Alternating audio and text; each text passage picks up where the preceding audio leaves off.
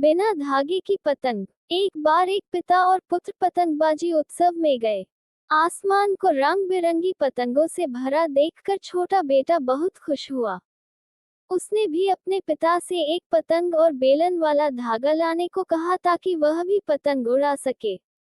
इसलिए पिता पार्क में उस दुकान पर गए जहां उत्सव आयोजित किया जा रहा था।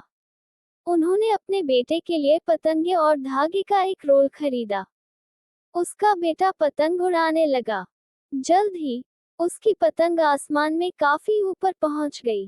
थोड़ी देर बाद बेटे ने कहा, पिताजी, ऐसा लगता है कि धागा पतंग को ऊंची उड़ान भरने से रोक रहा है। अगर हम इसे तोड़ देंगे तो यह आजाद हो जाएगी और भी ऊंची उड़ान भरेगी। क्या हम इसे तोड़ सकते हैं? तो पिता ने बेलन से धागा काट दिया। पतंग थोड़ी ऊपर जाने लगी। इससे एक बेटा बहुत खुश हुआ। लेकिन फिर धीरे धीरे पतंग नीचे आने लगी और देखते ही देखते वह अज्ञात इमारत की छत पर जा गिरा। ये देखकर छोटा बेटा हैरान रह गया। उसने पतंग के धागे को काट दिया था ताकि वह ऊंची उड़ान भर सके, लेकिन वह नीचे गिर गई।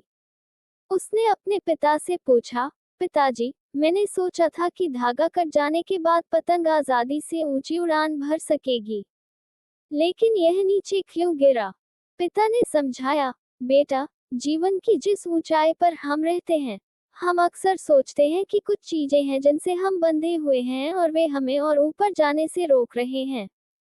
धागा पतंग को ऊपर जाने से नहीं रोक रहा था, लेकिन जब हवा धीमी हो गई तो यह उससे ऊपर रहने में मदद कर रहा था, और जब हवा तेज हो गई तो आपने धागे के माध्यम से पतंग को उचित दिशा में ऊपर जाने में मदद की।